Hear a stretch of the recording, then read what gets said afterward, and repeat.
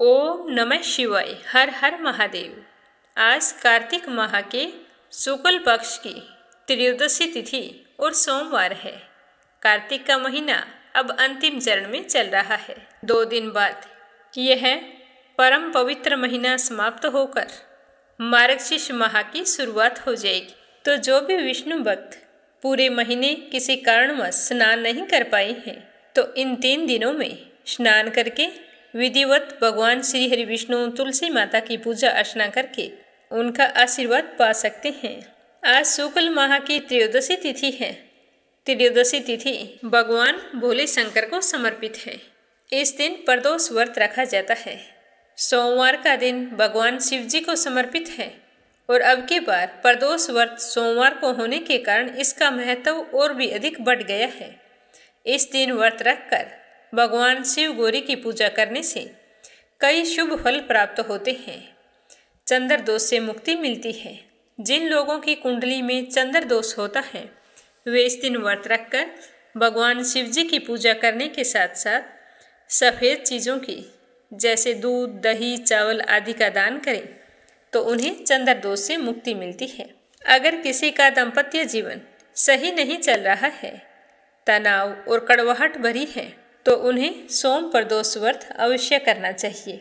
धार्मिक मान्यता के अनुसार सोम प्रदोष व्रत करने वाले को अपार धन संपत्ति की प्राप्ति होती है, संतान सुख मिलता है और व्यक्ति के सारे पाप नष्ट होकर शिव जी का आशीर्वाद मिलता है, जिससे व्यक्ति की सारी मनोकामनाएं पूर्ण होती है।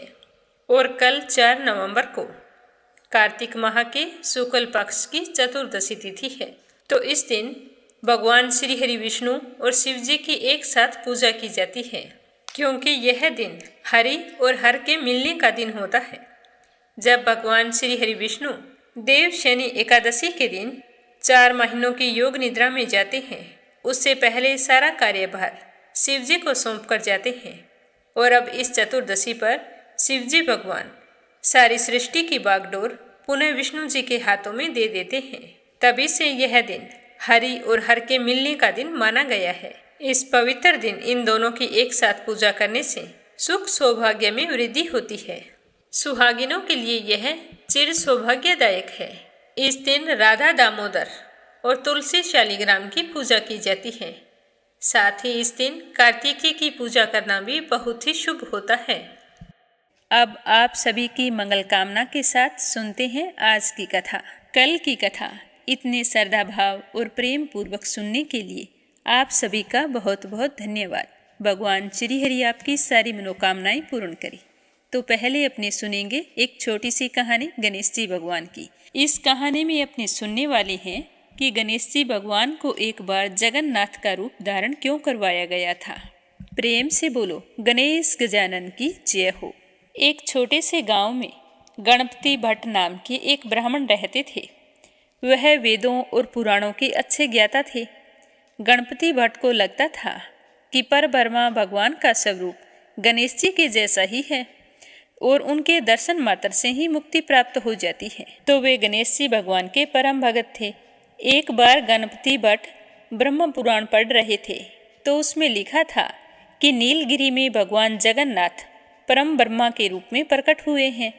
व्यक्ति को उनके दर्शन मात्र से ही मोक्ष की प्राप्ति हो जाती है। उनके दर्शन करने वालों को कभी भी यमराज के सामने नहीं आना पड़ता। तो गणपति भट्ट परब्रह्मा के दर्शन के लिए जगन्नाथपुरी की यात्रा पर चल पड़े। मार्ग में भीख मांगकर जो कुछ भी प्राप्त होता, उससे अपने पेट की भूख शांत कर लेते। अगर किसी दिन भोजन नहीं मिलता तो पत्ते खाकर और जल पीकर ही भूख मिटा लेते। लंबी यात्रा करते करते गणपति भट्ट जगन्नाथपुरी के प्रवेश द्वार अथर नाला पहुंच गए। अथर नाला के विषय में मान्यता है कि जो भी इस स्थान को पार करके पूरी धाम पहुंचा है, उसे कभी भी यमराज दंड नहीं देता। तो गणपति भट्ट वहां पर रुक गए। स्नान करने के बाद में कुछ समय के लिए परम ब्रह्मा का ध्यान करने के लिए वहां पर बैठ गए। तो उन्होंने देखा कि कुछ श्रद्धालु जगन्नाथ मंदिर की ओर से आ रहे हैं। सभी बहुत ही प्रसन्न लग रहे हैं और उनके चेहरे पर संतुष्टि के भाव थे। उनके हाथों में जगन्नाथ जी का प्रसाद था।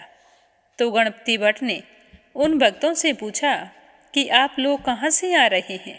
तो वो श्रद्धालु कहने लगे कि हम जगन्नाथ मंदिर के दर्शन करने के पश्चात आज 5 दिनों के बाद वापिस अपने घर लौट रहे हैं। जगन्नाथ जी के दर्शन करके हम बहुत ही प्रसन्न हैं। तो गणपति भट्ट ने हैरान होकर उनसे पूछा कि क्या वहाँ आपको परम ब्रह्मा के दर्शन हुए। तो श्रद्धालु कहने लगे कि हाँ, हम लोगों ने वहाँ परम ब्रह्मा के दुर्लभ दर्शन किए हैं। तो उनकी बात सुनकर गणपति भट्ट ने फिर पूछा कि क्या आपने वहाँ परम ब्रह्मा के दर्शन ही किए हैं। तो सभी ने प्रसन्नचित्त होकर बताया कि हाँ, हम सभी ने वहाँ पर परम ब्रह्मा के दर्शन ही तो किए हैं। तो गणपति भट्ट विचार करने लगे कि यह कैसे हो सकता है। अगर इन भक्तों ने परम ब्रह्मा के दर्शन किए हैं तो यह लोग अपने घर की ओर वापस कैसे लौट रहे हैं। इनको तो परम ब्रह्मा में विलीन हो जाना चाहिए था। फिर उन्होंने पुराण में दोबारा पढ़ा, उसमें लिखा था कि जो भी परम ब्रह्मा के दर्शन करता है उसे मोक्ष प्राप्त हो जाता है। तो फिर यह लोग दर्शन करने के पश्चात अपने घर कैसे लौट सकते हैं। अब गणपति भट्ट का मन मस्तिष्क उस समय भ्रमित हो रहा था। उनकी समझ में कुछ भी नहीं आ रहा था कि क्या सही है और क्या गलत है।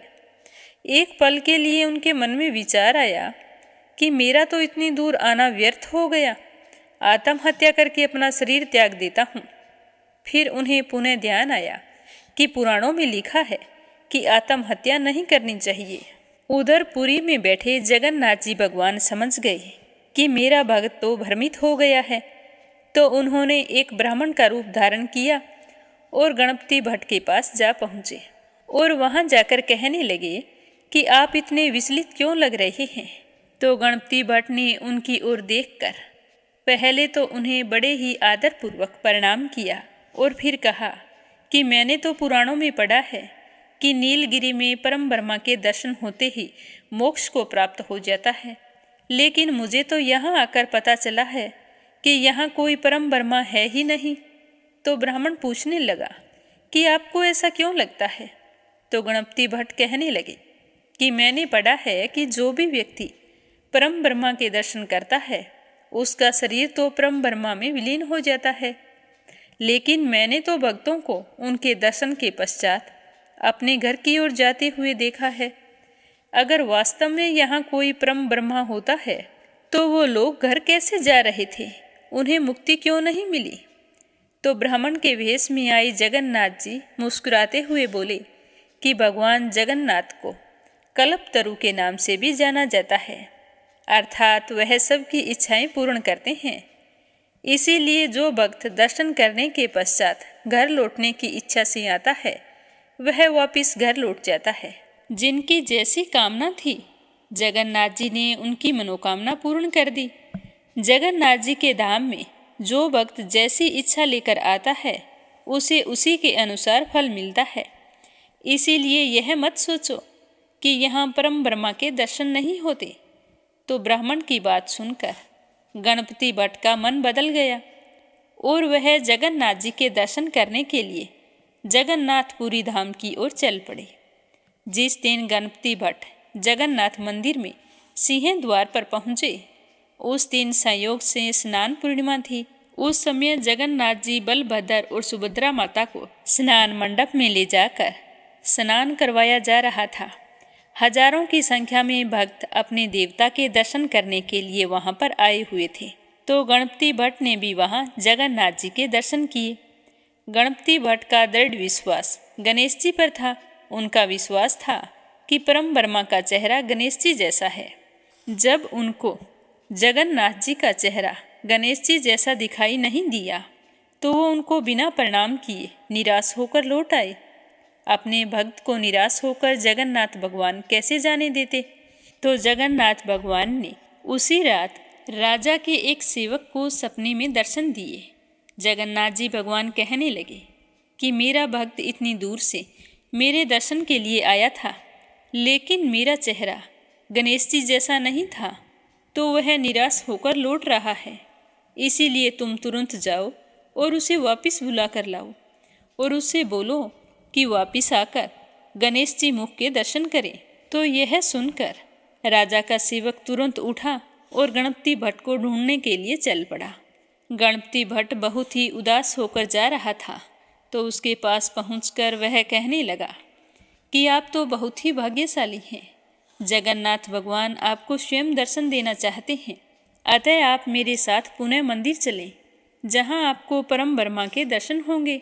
जहां भगवान परम ब्रह्मा के रूप में सभी को दर्शन देते हैं और आप वहां से वापस लौट रहे हैं, ऐसे कैसे हो सकता है? चलो आप मेरे साथ, भगवान के दर्शन करने के बाद ही जाना। तो गणपति भट्ट कहने लगे कि वहाँ परम ब्रह्मा कहाँ हैं? उनका चेहरा गणेश जी जैसा नहीं है और मेरा दृढ़ विश्वास है कि परम ब्रह्मा का चेहरा गणेश जी के मुख के समान है। मुझे तो उनके चेहरे पर सूंड भी दिखाई नहीं दी, फिर तुम मुझे वापस लौटने के लिए क्यों कह रहे हो? तो मुदिरत कहने लगे कि आप एक बार दोबारा मंदिर जाएं, आपको इस बार परम ब्रह्मा के स्वरूप में गणेश जी का चेहरा दिखाई देगा। इस तरह राजा के सेवक के बार बार अनुरोध करने पर गणपति भट्ट पुनः मंदिर में गए। इस बार उन्हें भगवान जगन्नाथ और बलभद्र के चेहरे पर एक बड़ी सूंड और सुंदर दंत के दर्शन हुए, तो जिसे देखकर गणपति भट्ट ने प्रसन्न होकर उनकी स्तुति की। गणपति भट्ट परम ब्रह्मा के ध्यान में लीन होकर पृथ्वी पर गिर पड़े और उनकी आत्मा प्रभु में विलीन हो गई। वहां पर उपस्थित भक्त इस बात के प्रत्यक्षदर्शी बने। कहा जाता है कि उसके पश्चात से ही स्नान पूर्णिमा के दिन जगन्नाथ जी का हाथी वेश या फिर गजानन वेश बनाया जाता है। तो ये थी गणेश जी के परम भक्त की कहानी।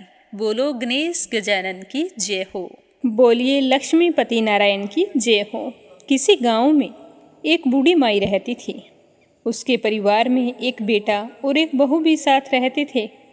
वह बुढ़िया बहुत ही धार्मिक विचारों वाली थी, हमेशा धर्म कर्म में रुचि रखती। सुबह जल्दी उठकर स्नान करना और उसके बाद में सबसे पहले तुलसी माता की पूजा करना उसका नियम था। वह हर साल कार्तिक स्नान किया करती थी। तो एक समय की बात है, कार्तिक का महीना आया तो बुढ़िया ने अपने बेटे से कहा कि बेटा, मैं कार्तिक स्नान के लिए गंगा जी जाऊंगी और 1 महीने वहीं पर रहकर स्नान करूंगी।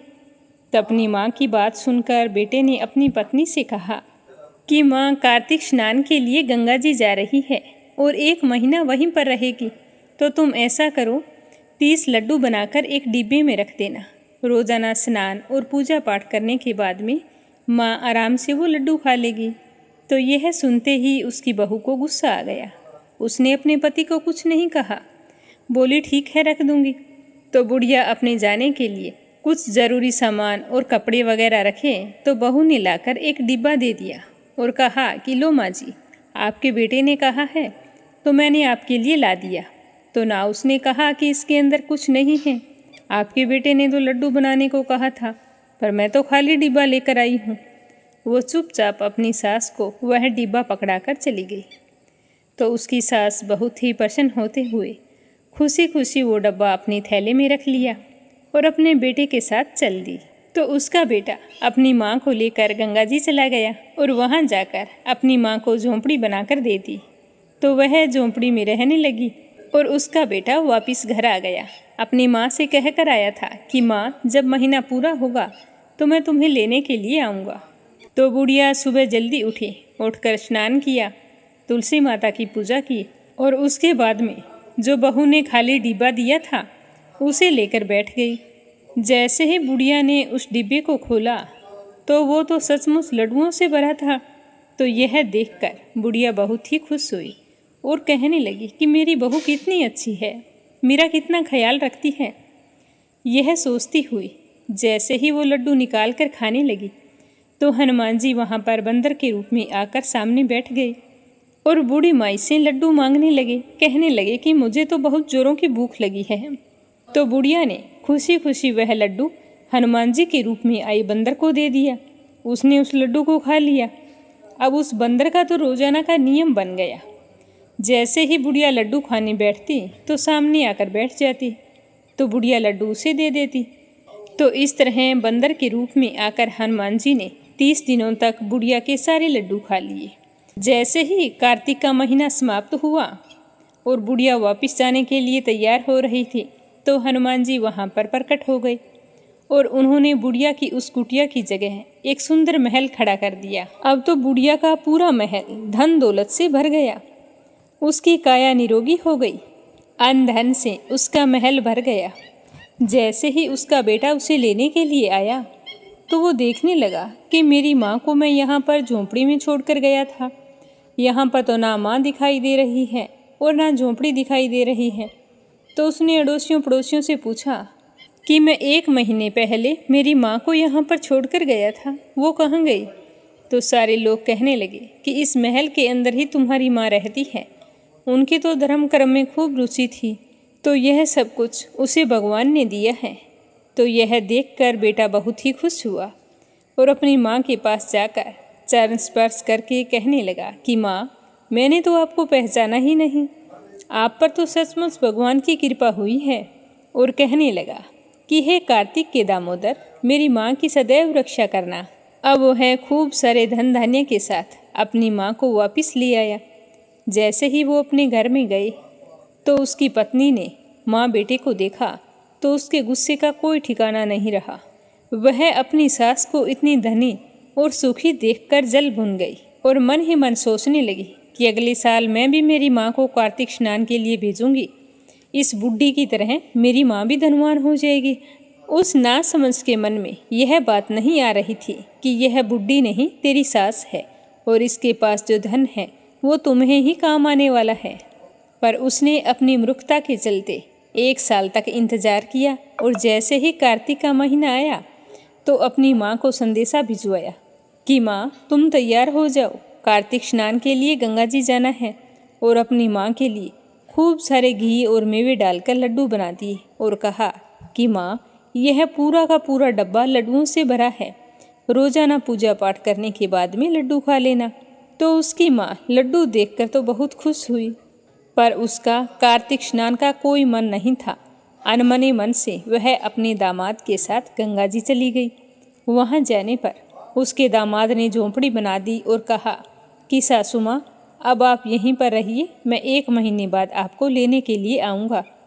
यह कहकर उसका दामाद तो घर आ गया और बुढ़िया उसी समय एक लड्डू खाकर सो गई। दूसरे दिन चढ़ने पर उठते ही फिर लड्डू खाया। जैसे ही वो लड्डू खाने लगी तो हनुमान जी बंदर के रूप में आकर वहाँ पर बैठ गए। तो उसने बंदर के रूप में आए हनुमान जी बाबा को पत्थर मारकर भगा दिया और कहने लगी कि लड्डुओं से तो मेरा ही पेट नहीं भरता और मैं तुम्हें कैसे दे दूँ। अब उसका तो रोजाना यही नियम था। हनुमान जी आकर बैठते तो वो पत्थर मारकर भगा देती और खुद दिन में 4 बार लड्डू खाती और फिर वापस सो जाती, कोई पूजा पाठ नहीं करती। ऐसा करते करते कार्तिक का महीना समाप्त हो गया तो हनुमान जी फिर से प्रकट हुए और बहू की माँ की जो झोंपड़ी थी उसे कूड़े करकट में बदल दिया और उसकी माँ को वहाँ पर डुक्कर बनाकर बैठा दिया। अब कार्तिक का महीना समाप्त होते ही बहू ने अपने पति से कहा कि तुम जल्दी जाओ, मेरी माँ इंतजार कर रही होगी। मेरी माँ को गाजे बाजे के साथ लेके आना। तो अपनी पत्नी के कहे अनुसार वह गाजे बाजे लेकर अपनी सास को लेने के लिए गंगा जी चला गया। आगे जाकर देखता है कि कुटिया की जगह तो एक कूड़े कचरे का ढेर है और उस पर उसकी सास डुक्कर बनकर बैठी है। तो वह अड़ोसियों पड़ोसियों से पूछने लगा कि मैं मेरी सास को 1 महीने पहले यहाँ झोंपड़ी बनाकर छोड़ के गया था, अब यहाँ पर कोई दिखाई नहीं दे रहा। झोंपड़ी की जगह कूड़े कचरे का ढेर लगा हुआ है। तो अड़ोसी पड़ोसी कहने लगे कि जो कचरे के ढेर पर डुक्कर बैठी है वही तुम्हारी सास है। तुम यहाँ पर छोड़ के गए थे, तब से दिन में 4 बार तो भोजन करती थी और सारा दिन सोई रहती थी। तुम्हारी सास ने सुबह जल्दी उठकर तो क्या पूरे कार्तिक महीने स्नान ही नहीं किया।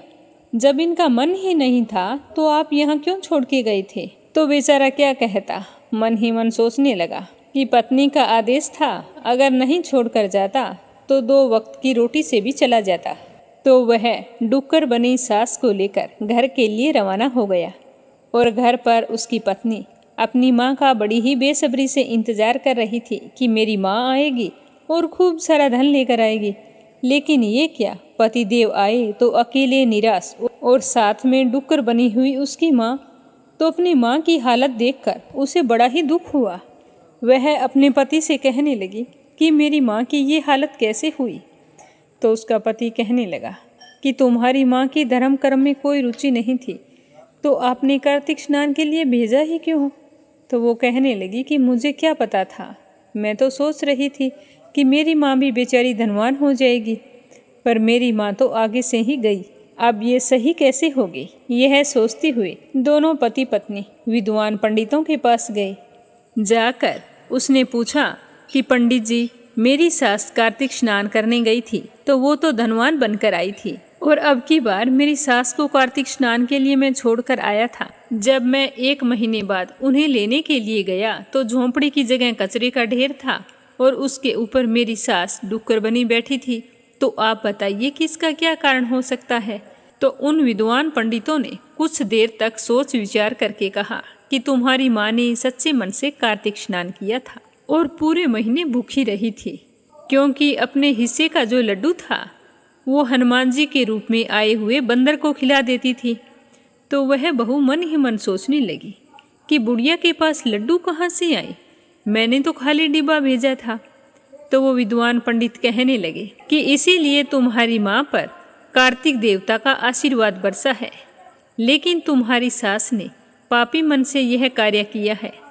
जल्दी उठकर तो क्या, कार्तिक के महीने एक दिन स्नान भी नहीं किया, दिन में 4 बार उठकर लड्डू खा लेती थी और फिर वापिस सो जाती थी।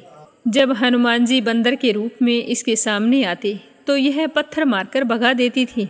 इतना ही नहीं, इसने कार्तिक के महीने में बेटी के घर का अन्न खाया है, इसीलिए कार्तिक देवता इससे नाराज हो गई है, जिसकी वजह से यह डुक्कर बन गई है। तो बुढ़िया की बहू हाथ जोड़कर कहने लगी कि पंडित जी, इसका कोई उपाय तो होगा।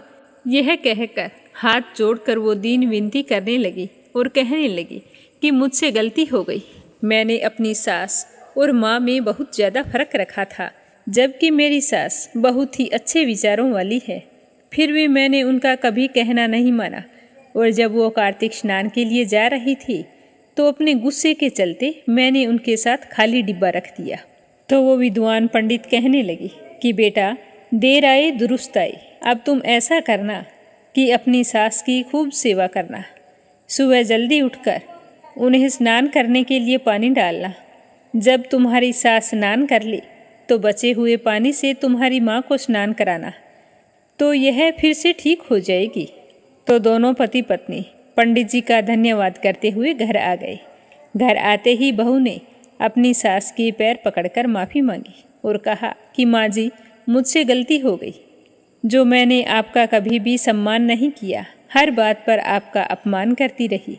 तो उसकी सास कहने लगी, नहीं बेटा, ऐसी कोई बात नहीं है, मैंने तो तुम्हें हमेशा से अपनी बेटी माना है। बच्चे तो गलती करते हैं, माँ कभी भी उनसे नाराज नहीं होती। तो यह सुनकर उसका तो दिल पसीज गया। फिर वह रोज़ाना सुबह जल्दी उठती, अपनी सास को स्नान करने के लिए पानी डालती और फिर बचे हुए पानी से अपनी माँ को स्नान कराती और फिर शाम को अपनी सास के हाथ पैर दबाती। तो इस तरह कार्तिक देवता उससे खुश हो गए और उस पर अपनी पूरी कृपा बरसाई। उसकी माँ पुनः ठीक हो गई और उसका घर अन्न धन से भर गया। बोलो कार्तिक देवता की जय हो। कहानी के बाद में हमेशा हाथ जोड़कर कहना चाहिए कि हे कार्तिक देवता, कथा में भूल चूक हो गई हो तो हमें क्षमा करना। जैसे आप लड़के की माँ पर बरसे वैसे ही कृपा हम सब पर करना, और जैसे बहू की माँ पर की वैसे कृपा किसी पर मत करना। अगली कहानी अपनी सुनेंगे तारा भोजन की। तारा भोजन कार्तिक माह में किया जाता है। कार्तिक के पूरे महीने निराहार रहकर शाम को जब तारे उदय होते हैं उन्हें देखकर भोजन किया जाता है, और कार्तिक माह के अंतिम दिनों में तारा भोजन का उद्यापन भी किया जाता है। कार्तिक के महीने में तारा भोजन की कथा अवश्य सुननी चाहिए। बोलो विष्णु भगवान की जय हो। किसी नगर में एक साहूकार का परिवार रहता था। उसमें साहूकारनी, उसका बेटा और एक बहू रहती थी। तो उनकी बहू का नियम था कि वो कार्तिक के महीने में तारा भोजन किया करती थी। कार्तिक माह के पहले दिन से ही सुबह सूर्योदय से पहले उठती, फिर स्नान करके विष्णु भगवान की और तुलसी माता की पूजा किया करती थी। उसके बाद कार्तिक स्नान की कथा सुनाया करती थी। तो एक दिन उसने अपनी सास से कहा कि सासू माँ, मेरी कहानी सुन लो। तो उसकी सास कहने लगी कि मुझे तो मेरी पूजा करनी है, तुम ना जाने कौन से नियम धर्म पकड़ कर बैठी हो, मुझे तेरी कहानी सुनने के लिए जरा भी समय नहीं है। तो वह अपनी जेठानी के पास गई और कहने लगी कि जेठानी जी, आप मेरी कहानी सुन लीजिए। तो उसकी जेठानी ने मना करते हुए कहा कि तुम तो सुबह सवेरे नहा धोकर बैठ जाती हो, पर मुझे तो अभी खाना बनाना है। तो इस तरह कहते हुए उसने भी मना कर दिया।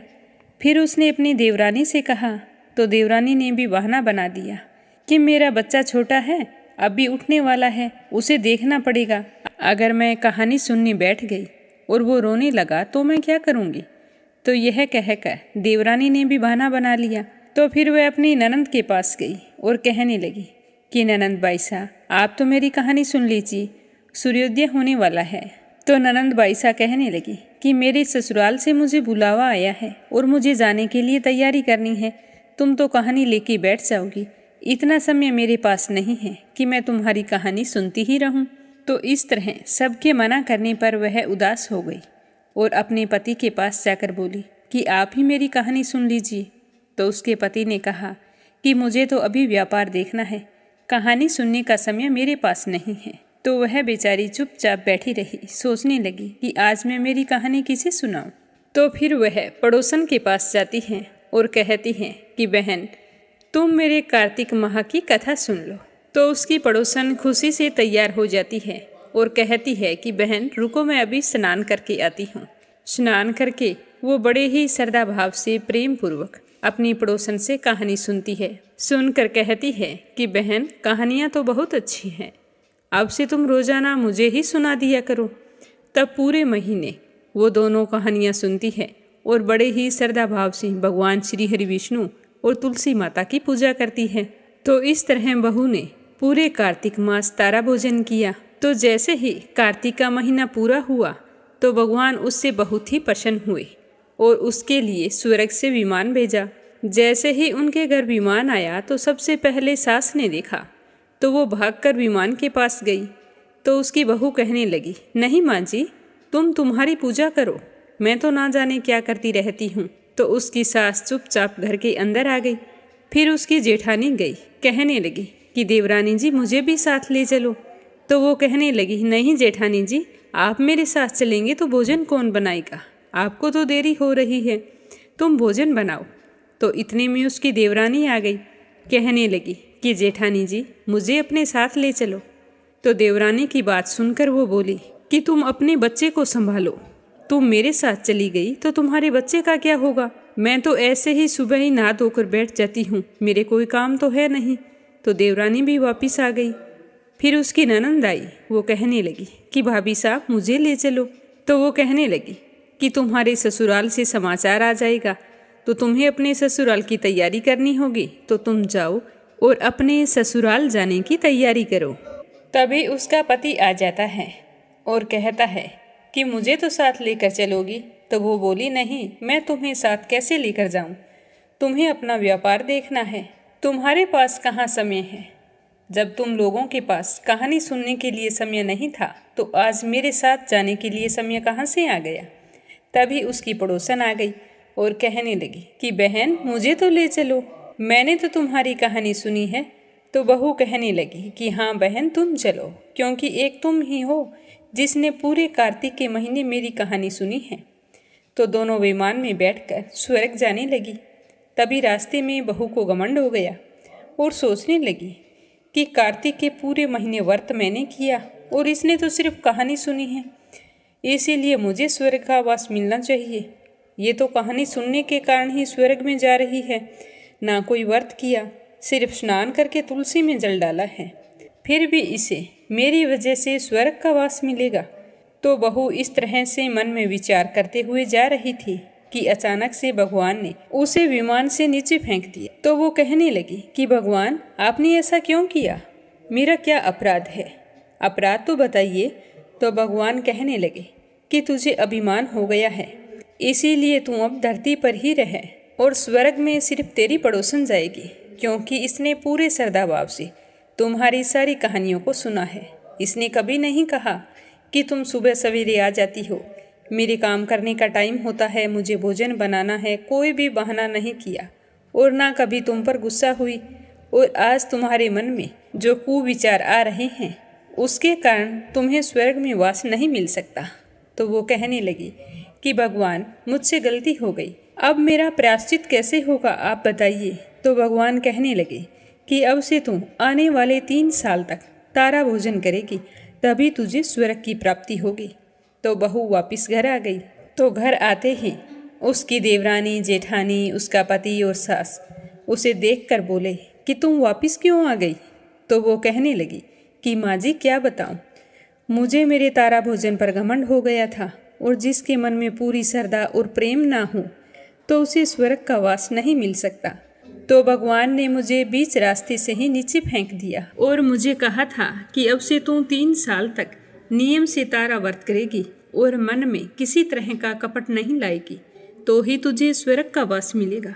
तो उसकी सास कहने लगी कि बेटा, हमें भी तुम्हारे तारा भोजन और कार्तिक स्नान पर विश्वास नहीं था, पर आज के बाद हम सारी की सारी हर साल कार्तिक माह में स्नान करके तारा भोजन का संकल्प लेंगे। तो उसके बाद पूरी निष्ठा और प्रेम पूर्वक उसकी देवरानी, जेठानी, सास, ननंद सभी ने कार्तिक स्नान किया और तारा भोजन किया। तो भगवान श्री हरि उन सब पर बहुत ही प्रसन्न हुए और उनके लिए स्वर्ग से विमान भेजा, जिस पर चढ़कर वो सारी की सारी स्वर्ग को गई और स्वर्ग के सुखों का भोग करने लगी। बोलो लक्ष्मीपति नारायण की जय हो। तारा भोजन की दूसरी कहानी। एक समय की बात है, राजा की लड़की कार्तिक मास में तारा भोजन किया करती थी। जब कार्तिक का महीना समाप्त हुआ तो राजा की लड़की ने राजा से कहा कि पिताजी, मुझे 9 लाख सोने के तारे बनवा दो, मैं दान करूंगी। तो राजा ने सुनार को बुलाया और कहा कि मेरी बेटी कार्तिक मास में तारा भोजन करती है, अब वह कार्तिक पूर्णिमा पर 9 लाख तारों का दान करेगी, तो तुम मेरी बेटी के लिए 9 लाख तारे बना दो। तो यह सुनकर सुनार को चिंता होने लगी कि मैं 9 लाख तारे कैसे बनाऊंगा और मुझे तो तारे बनाने ही नहीं आते। तो सुनार को उदास देखकर उसकी पत्नी ने कहा कि क्या बात है, आप इतने उदास क्यों हो। तो वो कहने लगा कि राजा की बेटी तारा भोजन करती है और वो कार्तिक माह पूरा होने पर 9 लाख तारों का दान करेगी। तो राजा ने मुझे 9 लाख तारे बनाने के लिए कहा है, मैं कैसे बनाऊं, मुझे तो तारे बनाने ही नहीं आते। तो सुनार की पत्नी कहने लगी कि इसमें परेशान होने वाली क्या बात है, गोल सा पतरा काट के कलियां काट देना और राजा जी को दे आना।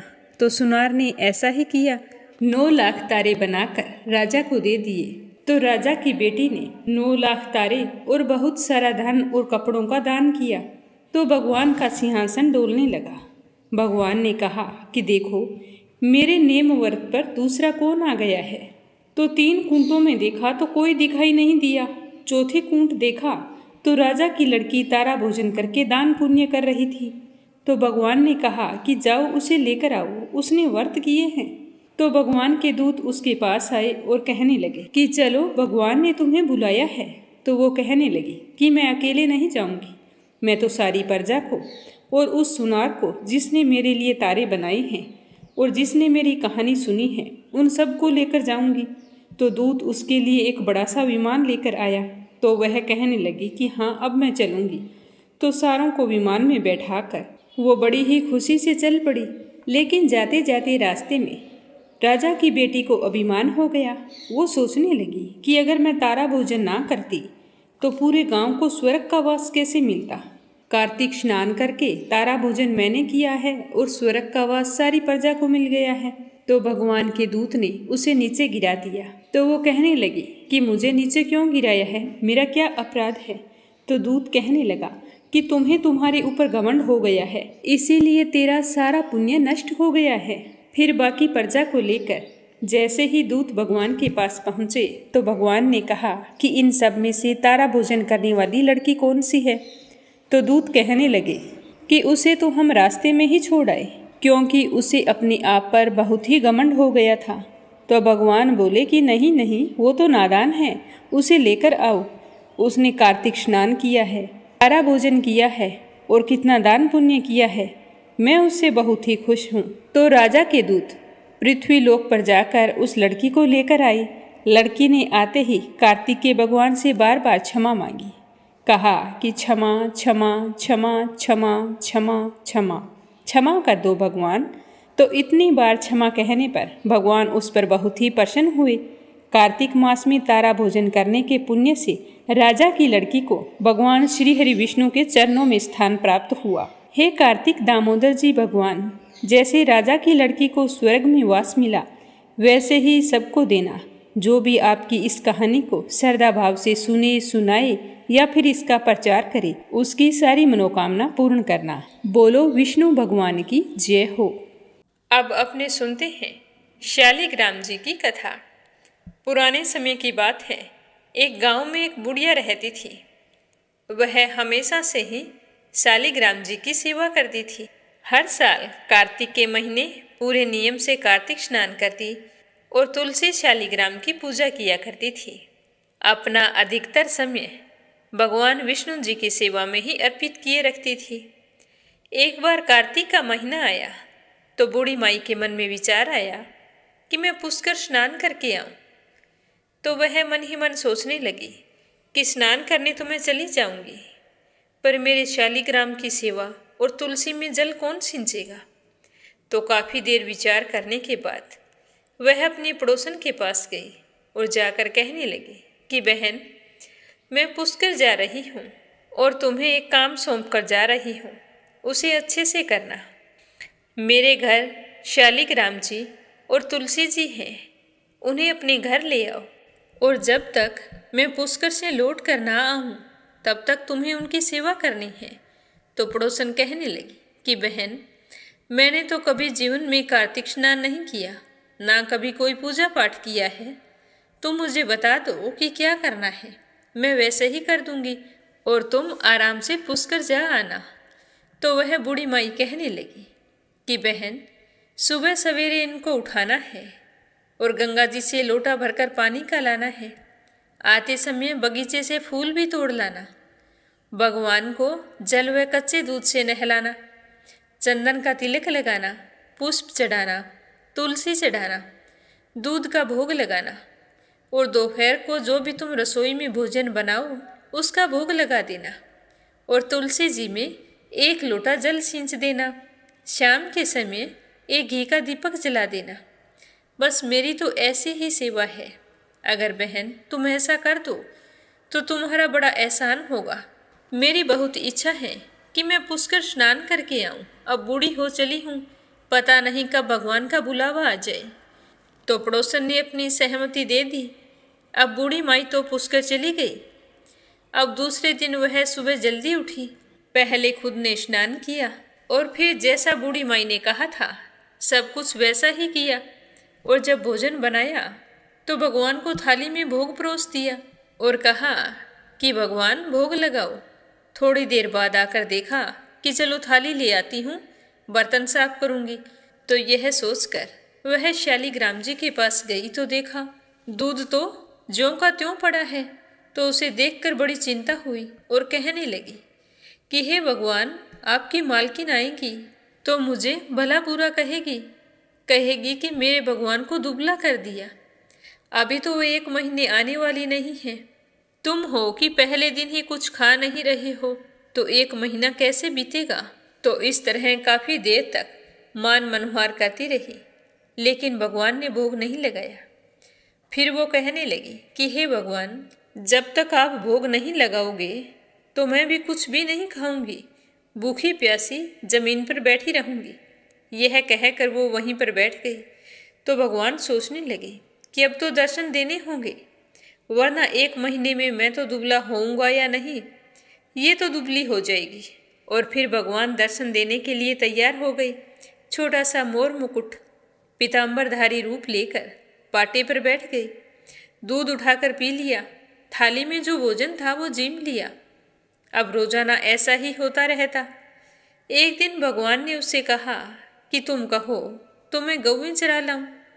तो पड़ोसन कहने लगी कि थोड़े दिन रहोगे, क्यों जाते हो। तुम्हारी मालकिन कहेगी कि मेरे शालिग्राम से तुमने काम करवाया था, पर भगवान ने कहा कि नहीं, मैं गऊँ चराने तो जाऊंगा। अब इस तरह कहकर भगवान जी ने उसके घर से गऊँ खोल ली और फिर सोने की लाठी, कंधे पर हीरे मोती का पीताम्बर डालकर गऊओं को चराने के लिए जंगल में चले गई।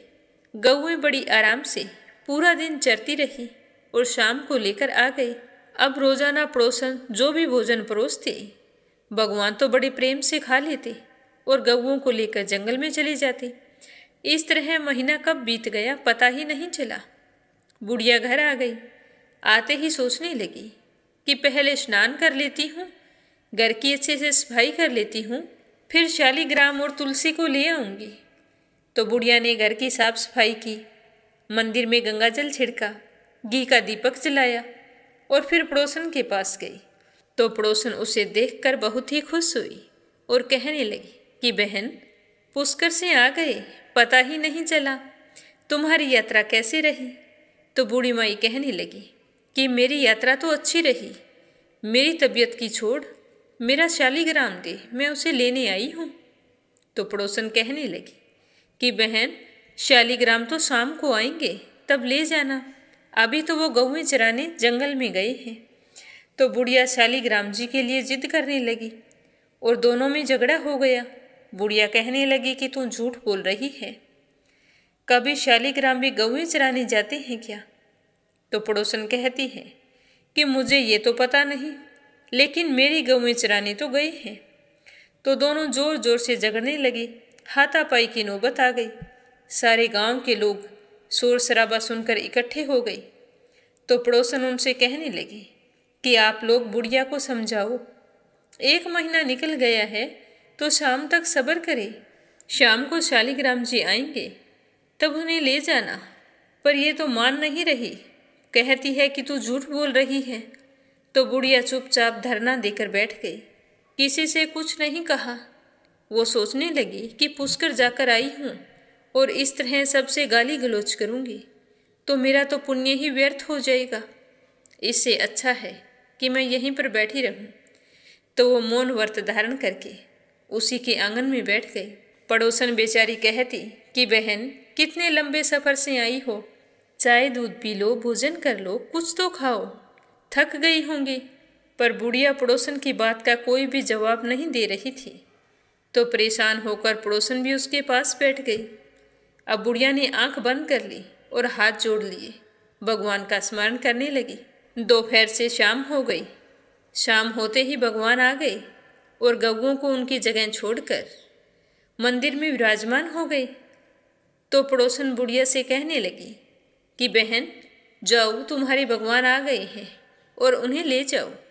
तो बूढ़ी माई मंदिर में भगवान को विराजमान देखकर बड़ी ही हैरान हुई और कहने लगी कि तूने कहीं छुपाया था, अब निकाल कर बाहर रख दिया और बोल रही है कि आ गई। क्यों, कोई शालिग्राम के पैर लगे हैं जो आ गए हैं? तो वह पड़ोसन हाथ जोड़कर भगवान से कहने लगी कि हे भगवान, बूढ़ी माई को अपना रूप दिखाओ, ये मुझ पर विश्वास नहीं कर रही है, इससे मैं झूठी साबित हो जाऊंगी। हे प्रभु, मैंने कभी भी जीवन में भगवान की पूजा अर्चना नहीं की है, सिर्फ आपको ही भोजन कराया है।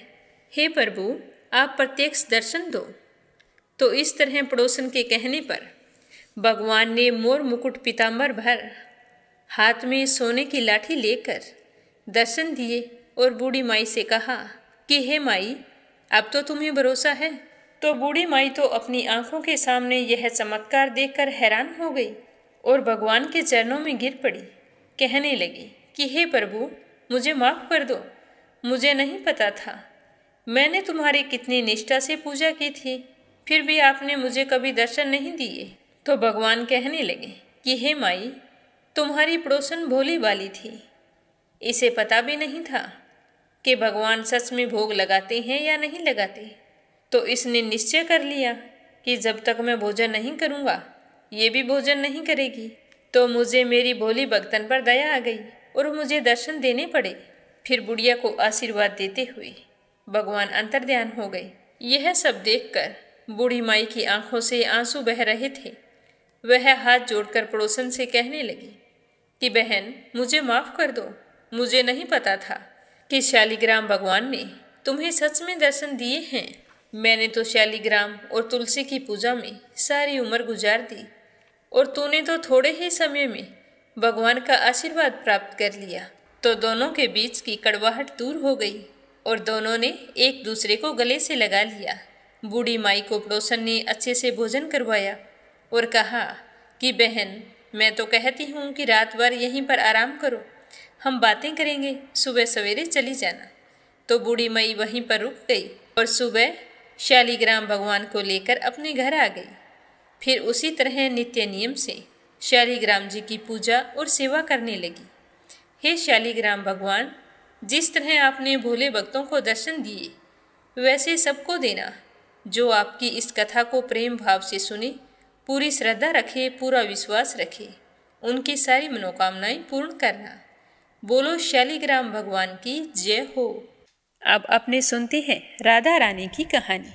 प्रेम से बोलो राधा रानी की जय हो। आज से बहुत समय पहले की बात है। श्री कृष्ण के जन्मस्थली कही जाने वाले मथुरा के पास रामलाल नाम का एक वृद्ध व्यक्ति रहा करता था। रामलाल श्री कृष्ण और राधा रानी का परम भक्त था। रामलाल श्री कृष्ण और राधा रानी को अपने परिवार का सदस्य मानता था। उसकी आस्था के चर्चे पूरे ब्रिज में फैले हुए थे। वह बड़े ही श्रद्धा भाव से राधा कृष्ण जी की पूजा किया करता था। राधा रानी को अपनी बेटी मानकर रखता था। उसके घर में जब भी भोजन बनता तो वह सबसे पहले राधा रानी और कृष्ण कन्हैया को भोग लगाता। उसके बाद स्वयं भोजन किया करता था और लोगों से कहता कि राधा रानी मेरी बेटी है। तो सारे लोग उसकी भक्ति देखकर कहते कि यह तो मानसिक रूप से बीमार है, इसकी दिमाग की हालत ठीक नहीं है। पर रामलाल को लोगों की बातों से कोई भी फर्क नहीं पड़ता था। एक दिन रामलाल पास के गांव में किसी काम से गया हुआ था। उस समय इतने साधन होते नहीं थे, तो वह पैदल ही गया हुआ था।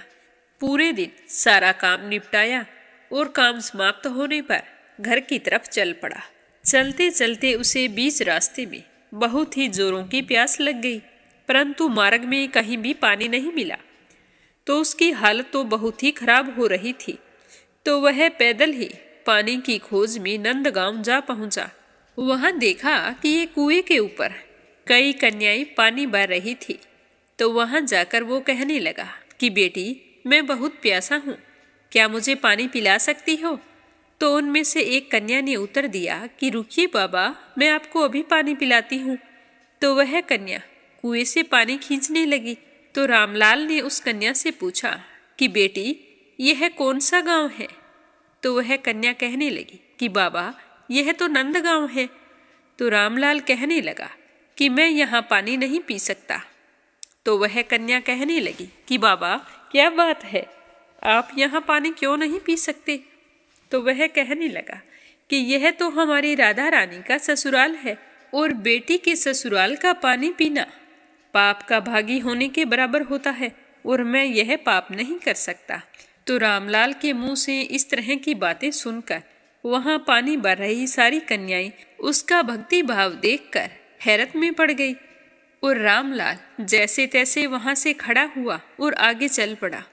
पर प्यास के कारण उससे चला नहीं जा रहा था।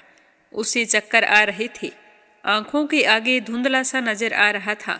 इसी तरह मुश्किल से चलता हुआ रामलाल उस नंदगांव से बहुत दूर निकल चुका था, पर अब उसका शरीर जवाब देने लगा था। वह प्यास के कारण जमीन पर गिर गया और बेहोश हो गया। पर उसके बाद जो कुछ भी हुआ उसे सुनकर हर कोई हैरान हो गया, क्योंकि जब रामलाल बेहोश हुआ तो पास से ही एक छोटी सी कन्या दौड़ती हुई रामलाल की तरफ आई और कहने लगी कि बाबा, ये लो पानी पी लो, आप तो बहुत प्यासे हो। तो बाबा कहने लगा, नहीं बेटा, मैं ये पानी नहीं पी सकता, ये नंदगांव है और मैं यहाँ का पानी नहीं पीऊंगा। तो वह कन्या कहने लगी, नहीं बाबा, यह तो नीम गांव है, नंदगांव तो कब का निकल चुका है। इतना बोलकर उस कन्या ने बाबा को पानी पिलाया। पानी पीकर रामलाल को होश आया तो उसने उस बालिका से पूछा कि बेटी, तुम्हारा नाम क्या है? तो वह कहने लगी कि बाबा, मेरा नाम राधा है और मैं आपकी ही बेटी हूँ, आप मुझे नहीं पहचानते। इतना कहकर राधा वहाँ से गायब हो गई। तो यह देखकर रामलाल हैरान हो गया, क्योंकि वहाँ पर आसपास ना कोई बस्ती थी, ना कुआं था। दूर दूर तक ऊंचे ऊंचे रेत के टीले थे। अचानक से वो बालिका आई और पानी पिलाकर गायब हो गई। तो रामलाल बहुत ही खुश हुए कि आज सच में मेरी बेटी आई थी मुझे पानी पिलाने, और खुशी खुशी तेज तेज कदमों से अपने गांव की ओर आई और गांव में आकर सभी को यह बात बताई। तो सुनकर सारे लोग हैरान थे कि हम तो रामलाल को पागल बता रहे थे, पर इस भगत की भक्ति के आगे राधा रानी को भी आना पड़ा। कहते हैं कि श्री कृष्ण भगवान और राधा रानी, जो कोई व्यक्ति इनकी पूरी श्रद्धा भाव से समर्पण के साथ इनकी पूजा करता है तो उसे अपने जीवन में कभी भी निराश नहीं होना पड़ता। बोलो राधा रानी की जय हो। तुलसी माता की कहानी। बोलो तुलसी माता की जय हो। कार्तिक का महीना था। गांव की सारी औरतें तुलसी जी को जल सींचने जाया करती थी, तो उनके साथ एक बूढ़ी औरत भी जाती थी। जब वो गांव की औरतें जल सींचती तो बूढ़ी औरत वहाँ पर बैठी रहती। जब वो सारी की सारी जल सींचकर घर आ जाती तो बूढ़ी माई खड़ी होकर तुलसी माता से कहती कि हे तुलसी माता, सत की दाता, मैं बिड़ला सींचती हूँ तेरा, तू करना निधार मेरा। हे तुलसी माता, मुझे बहू दे, पीताम्बर की धोती दे, मीठा मीठा घास दे, बैकुंठा का बास दे, चटक की चाल दे, पटक की मोत दे, चंदन का सा काट दे, रानी का सा राज दे, दाल भात का भोजन दे, 11 की मोत दे, कृष्ण जी का कांधा दे। तो जब यह तुलसी माता सुनती तो सोचती कि इसे सब कुछ दे दूंगी, लेकिन भगवान श्री कृष्ण का कांधा कहाँ से दूंगी। तो इस तरह सोचते सोचते तुलसी माता तो सूखने लगी। एक दिन भगवान ने पूछा कि तुलसी, तुम सूख क्यों रही हो। तो तुलसी माता कहने लगी कि एक बुढ़िया रोज यहाँ पर आती है और मुझे कहती है कि हे तुलसी माता, सतगी दाता, मैं बिड़ला सिंचा तेरा, तू कर निधार मेरा। मुझे बहू दे, पीताम्बर की धोती दे, मीठा मीठा घास दे, बैकुंठा में बास दे, चटक की चाल दे, पटक की मोत दे, चंदन का काट दे, रानी सा राज दे, दाल भात का भोजन दे, 11 की मोत दे, कृष्ण जी का कांधा दे। तब आप ही मुझे बताओ कि मैं उसे सब कुछ दे दूंगी, लेकिन कृष्ण का कांधा कहाँ से लाऊंगी। तो तुलसी की बात सुनकर भगवान कहने लगे कि वो चिंता तुम छोड़ दो, तुम हरी भरी हो जाओ। जब वो मरेगी तो मैं अपने आप कांधा देने आ जाऊंगा। तो यह सुनकर तुलसी माता बहुत ही खुश हुई और फिर से हरी भरी हो गई। कुछ समय बाद एकादशी के दिन बुढ़िया मर गई तो गांव के सारे लोग इकट्ठे हो गए। जब बुढ़िया माई को ले जाने लगे तो वह किसी से भी उठाई नहीं जा रही थी। गांव वाले कहने लगे कि यह तो बड़े नियम धर्म वाली थी, कभी भी किसी का इसने बुरा नहीं किया, तो आज ना जाने कौन से पाप कर्म आड़े आ रहे हैं जो ये किसी से भी उठाई नहीं जा रही। अब इसका अंतिम संस्कार कैसे करेंगे। इसी तरह सोच रहे थे कि तभी एक 12 वर्ष का बालक वहाँ आया। वो कहने लगा कि मुझे इस बुढ़िया के कान में कुछ कहना है, तो ये बुढ़िया माई हल्की हो जाएगी। तो उस बालक की बात सुनकर गांव वाले कहने लगे कि बेटा, यह बुढ़िया माई मर चुकी है, अब इसके कान में कहने से कोई फायदा नहीं है। तो वह बालक बोला कि मुझे एक बार इसके कान में कहने की इजाज़त दें। तभी वहाँ पर एक बुजुर्ग आदमी बैठा था। वो कहने लगा कि इस बच्चे को भी मन के निकाल लेने दो, बच्चों में भगवान होता है। तो वह बालक बुढ़िया माई के पास पहुँचा और जाकर कान में कहने लगा कि बुढ़िया माई, मन के निकाल ले, पीताम्बर की धोती ले, मीठा मीठा घास ले, बैकुंठा का बास ले, चटक की चाल ले, पटक की मोत ले, कृष्ण जी का कांधा ले। तो यह सुनते ही बुढ़िया माई हल्की हो गई। तो गांव वालों ने और श्री कृष्ण भगवान ने बुढ़िया माई को कांधा दिया। इस प्रकार तुलसी माता की पूजा करने से बुढ़िया माई को मुक्ति मिल गई। हे तुलसी माता, सत की दाता, जो भी आपकी पूजा श्रद्धा भाव से करे उसके सारे मनोरथ पूर्ण करना। जैसे आपने बुढ़िया माई को मुक्ति दी, उसी तरह जो भी आपकी पूजा करे वह अपने जीवन के सारे सुखों का भोग करता हुआ अंत में बैकुंठ धाम को प्राप्त हो, ऐसा आशीर्वाद देना। बोलो तुलसी माता की जय हो। अब अपने सुनते हैं लप्सी और तपसी की कहानी। बोलो लपसी तपसी की जय हो। बहुत पुराने समय की बात है। एक गांव में एक ब्राह्मण परिवार रहा करता था। उसमें पति पत्नी के अलावा उनके 2 बच्चे थे। एक बेटा था, एक बेटी थी। ब्राह्मण दंपति बहुत ही सरल स्वभाव के थे। समय मिलने पर प्रभु का स्मरण किया करते थे। उनकी बेटी बहुत ही संस्कारी और सुशील थी, लेकिन उनका बेटा आवारा किस्म का था। वह कोई काम धाम नहीं करता और ना ही कभी अपने माँ बाप का कहना मानता था। समय के साथ दोनों बहन भाई बड़े हो गए। बहन की शादी कर दी गई, पर भाई का वही हाल था। उसके माँ बाप ने उसे समझाया कि बेटा, अब हम वृद्ध हो चले हैं, तुम कोई काम किया करो, लेकिन उस पर उनकी बातों का कोई असर नहीं होता था। तो एक दिन ब्राह्मणी अपने पति से कहने लगी कि स्वामी, आप बिल्कुल काम छोड़ दीजिए। जब घर में कुछ भी नहीं होगा तो यह अपनी जिम्मेदारी समझेगा और काम पर लग जाएगा। तो ब्राह्मण ने दूसरे दिन से काम पर जाना छोड़ दिया। तो यह देखकर उनके बेटे ने कोई काम नहीं किया और चोरी करने चला गया। आते जाते राहगीरों को लूट लेता और उसी से अपने घर का गुजारा किया करता था। तो उसकी लूटने और चोरी करने की आदत से सारे गांव वाले उसे लपसी कहने लगे। तो लपसी की इस हरकत से उसके माँ बाप बहुत ही दुखी रहते थे, पर वह किसी की सुनने के लिए तैयार नहीं था। इसी तरह समय बीतता गया।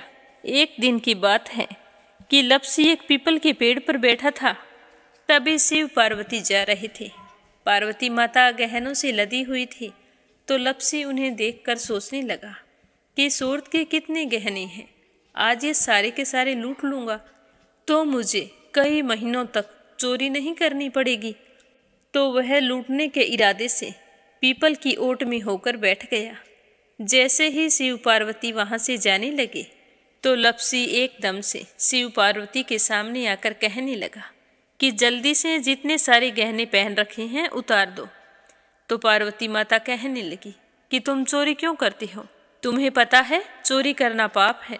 तो लपसी कहने लगा कि क्या करूं, घर पर मेरे माँ बाप हैं, मेरी एक भांजी है, उनके लिए दोनों समय भोजन की व्यवस्था कहाँ से करूं, मुझे कोई काम तो आता नहीं है। तो लपसी की बात सुनकर पार्वती माता कहने लगी कि तुम जो चोरी करके पाप करते हो, इस पाप का भागी कौन बनेगा। तो लपसी कहने लगा कि मेरे घर वाले सारे बनेंगे। तो पार्वती माता कहने लगी कि कोई नहीं बनेगा, पाप के भागी केवल तुम बनोगे। तो लपसी कहने लगा कि मैं लूट खोस कर उन्हीं के लिए लेकर जाता हूँ, तो पाप के भागी तो उन्हें बनना ही पड़ेगा। तो लपसी की बात सुनकर पार्वती माता ने हंसकर कहा कि हम यहीं पर बैठे हैं और तुम अपने घर जाओ, अपने घर वालों से पूछो कि कोई तुम्हारे पाप का भागी बनेगा क्या। तो यह सुनकर लपसी भागा भागा अपने घर आया और अपनी माँ के पास गया और कहने लगा कि माँ, मैं चोरी करके लाता हूँ, राह चलते राहगीरों को लूटता हूँ, तुम्हारे लिए ही तो करता हूँ।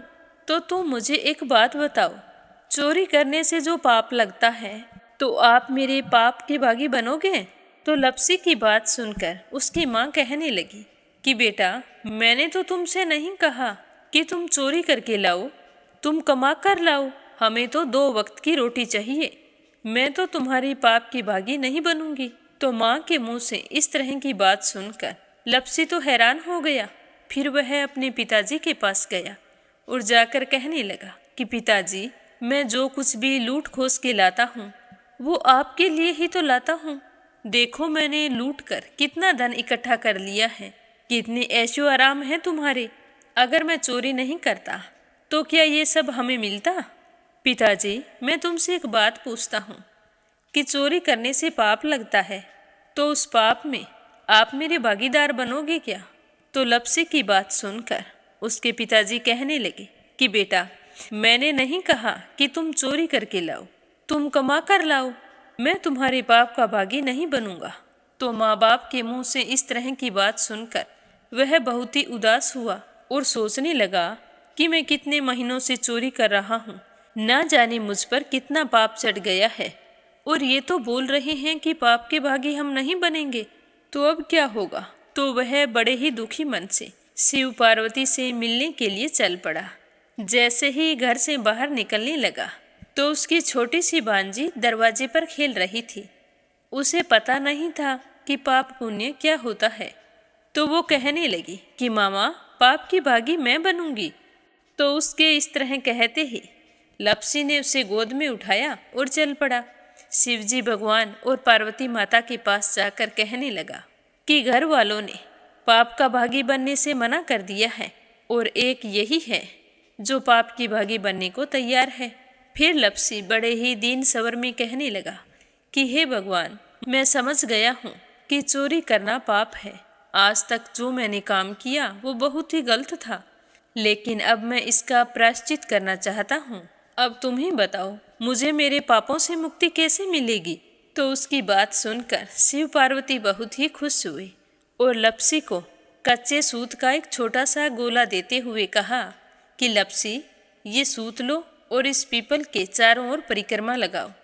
जब यह सूत समाप्त हो जाएगा तब तुम्हारे सारे पाप नष्ट हो जाएंगे।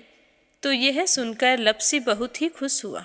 सोचने लगा कि छोटा सा गोला है, अभी लपेट कर घर चला जाऊंगा, उसके बाद में कभी कोई पाप नहीं करूंगा। फिर उसने अपनी बांजी को कंधे पर बैठाया और पीपल की परिक्रमा लगानी शुरू कर दी। अब भगवान का वह सूत खत्म कहाँ होने वाला था। लपसी चक्कर लगाता गया पर वह सूत खत्म नहीं हुआ। चक्कर लगाते लगाते 1 महीने, 6 महीने, साल, पूरे 12 साल बीत गए पर वह सूत खत्म नहीं हुआ। 12 साल बाद एक बार फिर शिव पार्वती जी वहाँ से गुजर रहे थे तो पार्वती माता ने कहा कि स्वामी, चलो लपसी को चलकर देखते हैं। तो शिवजी कहने लगे, वो चोरी करने वाला, लूटने वाला कब का चला गया होगा। तो पार्वती माता कहने लगी कि नहीं स्वामी, चलकर देखने में क्या जाता है, चलो एक बार देखते हैं। तो शिव पार्वती जी जैसे ही पीपल वृक्ष के पास आए तो देखा कि लपसी तो अब भी चक्कर लगा रहा है। वहाँ चारों ओर गहरी खाई हो गई है और लपसी की बड़ी बड़ी दाढ़ी, मूंछें, नाखून बढ़ गई हैं।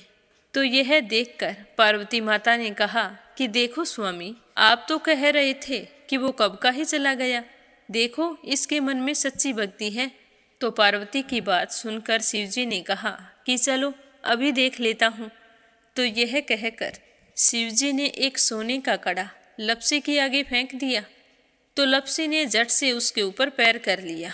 फिर अचानक से उसका ध्यान शिव पार्वती जी की ओर गया तो वो हाथ जोड़कर कहने लगा कि भगवान, अब तो मेरे पाप समाप्त हो गए होंगे, आप मुझे यहाँ से जाने की आज्ञा दीजिए। आपका यह सूत अभी तक खत्म नहीं हुआ है। तो शिवजी भगवान ने कहा कि तुम्हारे पाप कर्म भी अभी तक पूरे नहीं हुए हैं। तो शिवजी की बात सुनकर लपसी कहने लगा कि भगवान, मुझे पूरे 12 वर्ष हो गए हैं आपकी भक्ति करते करते, और अब भी आप मुझ पर शक कर रहे हैं। तो शिवजी ने कहा कि अपना पैर उठाओ। तो जैसे ही लपसी ने अपना पैर उठाया तो उसके पैर के नीचे सोने का कड़ा था। तो यह देखकर लपसी शर्मिंदा हो गया और कहने लगा कि प्रभु, गलती हो गई, मुझे माफ़ करो, आगे से मैं ऐसी गलती कभी नहीं करूँगा। तो शिवजी कहने लगे कि नहीं लपसी, तुम्हारा पाप ऐसे पूरा नहीं हो सकता। अब तुम्हें 12 वर्ष तक और इसी तरह परिक्रमा करनी होगी, उसी के बाद तुम्हारे पाप समाप्त होंगे। यह कहकर शिव पार्वती वहाँ से चले गए और वह फिर से पीपल के पेड़ की परिक्रमा करता रहा। करते करते 12 साल बीत गए। 12 साल बाद में शिव पार्वती जी वहाँ पर आए तो उन्होंने देखा कि आज भी वो वहीं पर चक्कर लगा रहा है। तो शिवजी ने फिर उसके सामने सोने की अंगूठी फेंकी पर उसने कोई ध्यान नहीं दिया। तो शिवजी भगवान प्रसन्न होकर कहने लगे कि हे लपसी, आज से तुम मेरी तपस्या करके तपसी बन गए हो। मैं तुम्हें वरदान देता हूँ कि तुम अपने जीवन में सारे सुखों को प्राप्त करेगा। और तूने 24 बरस तक मेरी भक्ति की है, इसका फल भी तुझे अवश्य मिलेगा। जो भी औरत गाय और कुत्ते की रोटी नहीं बनाएगी, उसका पुण्य फल तुम्हें मिलेगा। आंगन लीप कर दहलीज नहीं लीपेगी तो उसका पुण्य फल भी तुझे ही मिलेगा। अगर हमारे घर की बहन बेटी को हम सूट, तीवल या साड़ी भेंट स्वरूप देते हैं तो साथ में मोली का धागा और कुछ रुपए नहीं देंगे तो उसका पुण्य फल भी तुम्हें ही मिलेगा। अगर कोई दिए से दिया जलाएगा तो उसका पुण्य फल भी तुम्हें ही मिलेगा। अगर व्रत और पूजा पाठ में सारी कहानी सुन ले और तुम्हारी कहानी ना सुने तो उसका पुण्य फल भी तुम्हें ही मिलेगा। कहा जाता है कि तभी से सुबह पहली रोटी गाय की और सुबह की अंतिम रोटी छोटी बनाई जाती है और शाम को अंतिम रोटी बड़ी बनाई जाती है जो कुत्ते की होती है। और दिए से दिया भी नहीं जलाया जाता और घर की बहन बेटियों को सूट और तीवल के साथ भेंट स्वरूप कुछ रुपए भी जरूर दिए जाते हैं। और उसी दिन से हर व्रत कथा के बाद में लपसी तपसी की कहानी जरूर सुनी जाती है और कथा समाप्त होने पर कहा जाता है कि लपसी का फल लपसी को मिले, तपसी का फल तपसी को मिले। हमारी पूजा पाठ का, हमारे व्रत का और हमारी कहानी का पुण्य फल हमें मिले। बोलो लपसी तपसी की जय हो। तो ये थी लपसी और तपसी की कहानी। लपसी तपसी दो भाई नहीं थे, लपसी और तपसी एक ही आदमी का नाम था। लूट कर लाता था, इसीलिए उसे लपसी के नाम से पुकारते थे और फिर भगवान की तपस्या करने के कारण उसे तपसी के नाम से जाना जाने लगा। बोलो लपसी तपसी की जय हो। अब अपने सुनते हैं कथा सुनने वाले श्रोताओं के नाम। आज का पहला कमेंट है संजय, सोनिया, हिताक्षी, दीपेश और मयंक हरियाणा से। दूसरा है अंजना, सरस्वती, आर्यन, उद्धव आचार्य नेपाल से। और तीसरा है कमला, गुरुग्राम से। प्रिया, रणवीर देसवाल, पवनी देसवाल, वरदान देसवाल मेरठ से। अपराजिता, मीना श्रीवास्तव, नेपाल से। श्रीमती यशोदा, उड़ीसा से। रामचंद्र मांडिया, लक्ष्य, राजस्थान से। ममता संधू, परमेश्वरी, रघुवीर सिंह, दिल्ली से। सरला रानी, करणपुर से। रवि सैनी, सीमा सैनी, मलियाना से। मीरा अग्रवाल, बंगाल से। आशा शर्मा, विष्णु, ज्योति, अंशु, भीलवाड़ा से। शीला सिन्हा, मीरा श्रीवास्तव, ममता श्रीवास्तव, माला छम्मा, जौनपुर से। रेखा, धर्मेंद्र शर्मा, जयपुर से। पुष्पा चंदर, बेंगलुरु से। श्रीचंद यादव, गया, बिहार से। दीपा शर्मा, महिदपुर से। बसंती देवी, हरिलाल तोमर, त्रिशा तोमर, तरुण, शहीद नगर से। श्रीमती शर्मा, अलीगढ़ से। मीनू वालिया, दिल्ली से। उषा शर्मा, राजस्थान से। सीमा जोशी, रवि कुमार जोशी, दिल्ली से। राजू, पूनम, आजमगढ़ से। श्यामावती, सुषमा, विष्णु, हरियाणा से। कृष्ण गुलिया, शोभा कुंवर पुरोहित, अहमदाबाद से। सविता यादव, निहाल यादव, प्रयागराज से। निर्मला सिसोदिया, दिल्ली से। अनिल तिहरी, करनाल से।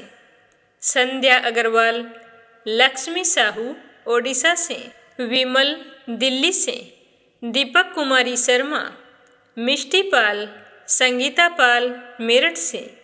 अनिल चतुर्वेदी, कल्पना चतुर्वेदी, धीरज चतुर्वेदी, अमिता चतुर्वेदी, मधीर चतुर्वेदी, राध्या चतुर्वेदी, मध्य प्रदेश से। सुनीता रानी, मेरठ से। नीलम जायसवाल, हैदराबाद से। सरोज अग्रवाल, जबलपुर से। राजबाला, अशोक कुमार जी भटनागर, भोपाल, मध्य प्रदेश से। प्रियंका, मध्य प्रदेश से। के लक्ष्मण दास, उमरकोट से। नर बहादुर पाल, भागीरथी पाल, नेपाल से। बीनू मेहरा, दिल्ली से। गुड़िया ठाकुर, गाजियाबाद से। वंदना वर्मा, इंदौर से। राज रानी, सहारनपुर से। आन्या, अथर्व, आयुष, दिनेश, प्रीति अग्रवाल। लखनलाल राय, अधूरी राय, भोपाल से। सुनीता, कवाल्यान से। सुनीता पवार, कृषु पवार, मध्य प्रदेश से। बीना देविका, कनिका वाशने अलीगढ़ से, मोनिका नागर तिगांव से, प्रोमिला मलिक, मीनू, हर्षल, भौमिक मलिक सोनीपत से, मीनाक्षी पलवल से, रविंदर दिल्ली से, मीना दिल्ली से, शशि मस्ता दिल्ली से, बीना कालड़ा आगरा से, रिधिमा परमिला, सुरेश यादव धामतरी से, सुदेश नागपाल करनाल से, मिथिलेश तंवर दिल्ली से, दिल्ली बहादुर भंडारी, सरिता भंडारी, नम्रता भंडारी, सूरज भंडारी नेपाल से, शीलता तिवारी चंद्रकांता दिल्ली से, सुनीता दमो मध्य प्रदेश से, रूबी सैनी दिल्ली से,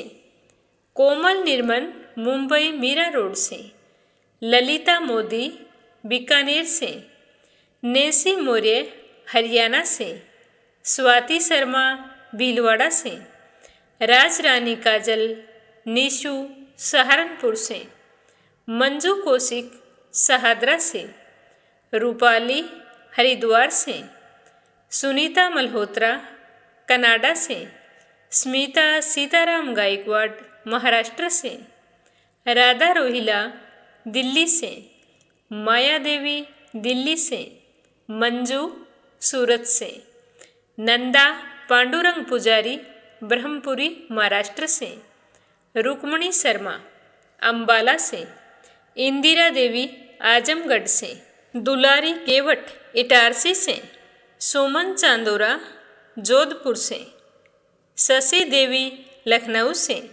राजकुमारी हरियाणा से, सुषमा गोविंदपुरम से, सुदासना देवबंद सहारनपुर से, वीना गुप्ता, हेमा दवे भयंदर मुंबई से, निर्मला सिसोदिया दिल्ली से, नीलम तिलक नगर से, गौरी मिश्रा राधिका मिश्रा, जानवी मिश्रा सीता मिश्रा, सचिन मिश्रा सोनम मिश्रा, माधव मिश्रा बाराबंकी से, निर्मला करनाल से, रजनी बड़ोला उत्तराखंड से, अंजू मिश्रा लखनऊ से, नीतू सिंह पंजाब से, मधु दिल्ली से, कनक आगरा से, मनु लता शुक्ला संजना अहमदाबाद से, सम्मन प्रसाद दिल्ली से, शंभू प्रसाद भट्ट स्नेहिल पूर्णिमा देवी भट्ट उत्तराखंड से, सुनीता देवी लता अमरावती संजू देवी लखीसराय से, कमलेश भल्ला जम्मू से, किरण सहारनपुर से, महेंद्री देवी दादरी से, शांताबेन वाघेला गुजरात के मंडल से, विमल कलका, देवी सिंह कार्तिक, पायल सौम्या उमा रघुवंशी गजबा सौदा से, राधा रानी बिश्नोई राजस्थान से, रमा शर्मा पंजाब से, मंजू चौधरी भीलवाड़ा से, सुदेश शर्मा बीके शर्मा लुधियाना से, नन्नू जानू संजय सुनीता सक्सेना मध्य प्रदेश से, बीना पुंडीर धामपुर से, पूजा पाठक